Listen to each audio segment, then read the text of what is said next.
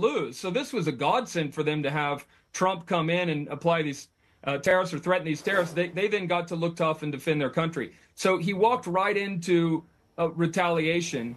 And that's happening with Mexico as well, even though ultimately neither Canada nor Mexico can engage in a long trade war with the United States. They're way too exposed to the U.S. economy. So everyone is going to eventually wrap this up. I think, unfortunately for Canada, probably after the election is when we're more likely to see it wrap up. But I do think you're correct that strategically what President Trump is trying to do, or what his administration is trying to do, is ultimately galvanize North America and then galvanize U.S. alliances for a much longer competition with China. Matt, April the 2nd and reciprocal tariffs. Does Trump plow on or back off? Well, what we've seen is sort of 2 steps forward, 1 step back. But in general, remember the midterm election is next year, and it's late next year. And as of now, the U.S. economy is still sort of holding up. It's resilient. Unemployment is low. Now, I have my worries about the U.S. economy, and I think many of us do. And certainly this week in the markets, we're seeing a recession risk get a little bit more realistic.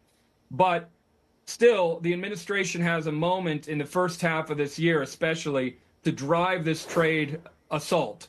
Later, especially next year, they lose the ability to do that. They don't want to be dealing with higher prices when members of Congress go back to their home districts. They want to be saying, well, look, we negotiated these great new trade deals and they're really helpful for American workers or creating jobs and higher incomes. So 2025 is really a year where they can try to prosecute the trade war. 2026, they're going to have to neutralize it and or achieve deals.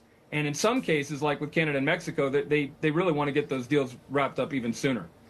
Matt, the perception is that President Trump is only going to listen to the financial markets.